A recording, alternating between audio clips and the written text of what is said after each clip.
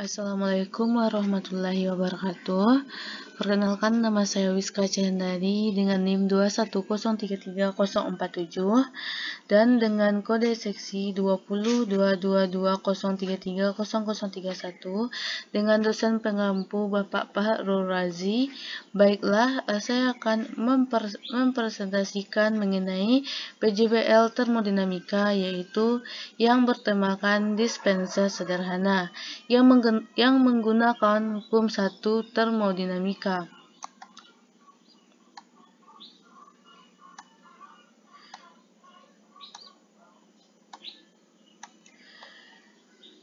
Baiklah, langsung saja kepada bagian yang pertama, yaitu A. Pengertian dan konsep dispenser. Dispenser atau pendingin air yang menggunakan listrik sebenarnya baru ada pada tahun 1972. Saat itu, dispenser air ini diproduksi oleh Hawk Corporation. Dispenser adalah salah satu alat rumah tangga yang membutuhkan listrik untuk dapat menjalankan mesin pemanas dan mesin pendinginnya.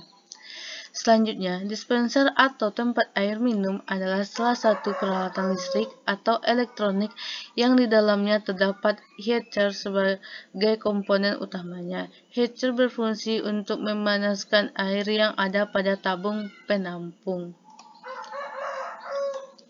Selanjutnya yaitu fungsi dari dispenser. Biasanya, dispenser ini digunakan untuk memasak air. Saat ini, ada pula dispenser yang dapat memanaskan air maupun mendinginkan air. Dispenser yang dapat mendinginkan air tersebut menggunakan mesin pendingin yang dapat mendinginkan air. Mesin pendingin ini biasanya bernama kompresor pendingin. Selanjutnya yaitu jenis-jenis dispenser. Yang pertama yaitu dispenser reguler. Dispenser reguler adalah dispenser yang tidak menggunakan sistem pemanas maupun sistem pendingin. Dispenser ini hanya bisa digunakan untuk mengalirkan air dari galon. Selanjutnya yaitu dispenser normal atau hood. Adalah dispenser yang menggunakan sistem pemanas namun tidak mempunyai sistem pendingin. Dispenser jenis ini dapat digunakan hanya sebatas untuk memanaskan air dan mengambil air normal atau tidak dingin dan tidak panas. Selanjutnya yaitu dispenser extra hot dan hot. Adalah dispenser yang dapat dipakai untuk memanaskan dan mendidihkan air.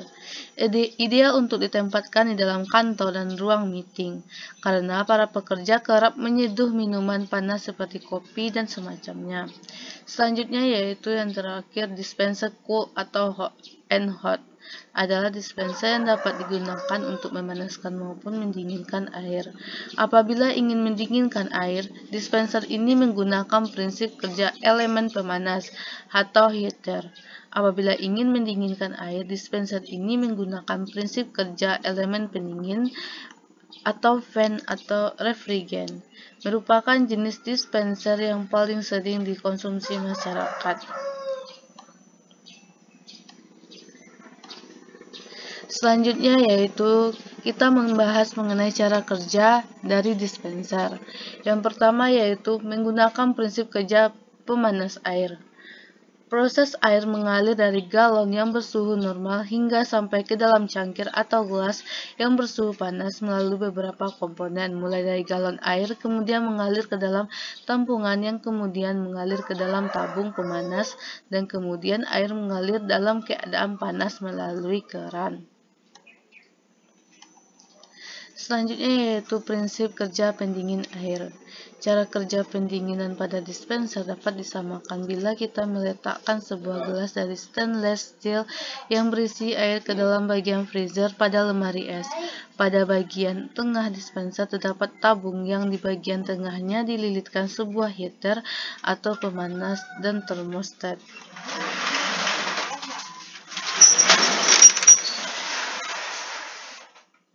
Selanjutnya yaitu cara kerja dispenser. Proses pendinginan air pada dispenser pada umumnya dibedakan menjadi dua, yaitu yang pertama pendinginan air dengan fan dan yang kedua pendinginan air dengan sistem refrigerant.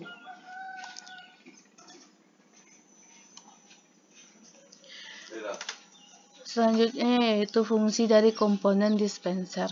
Komponen-komponen yang menyusun dispenser yaitu yang pertama yaitu komponen dalam. Saklar on atau off berfungsi untuk menyalakan dispenser dan mematikan dispenser. Termostat berfungsi untuk mengendalikan suhu air di dalam tangki air.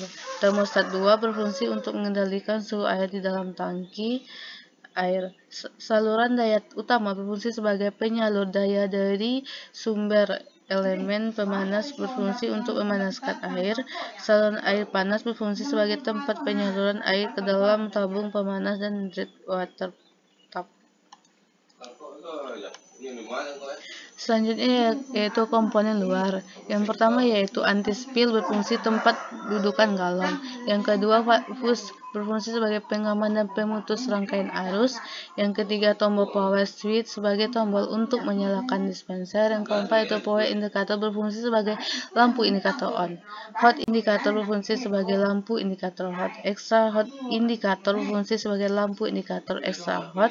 Tombol extra hot berfungsi sebagai tombol untuk extra hot. Blue water tap berfungsi sebagai tempat keluarnya air biasa atau normal. Red water tap berfungsi sebagai tempat keluarnya air panas. Yang terakhir yaitu dry neck plug berfungsi sebagai tempat penampungan air yang berceceran atau tumpah.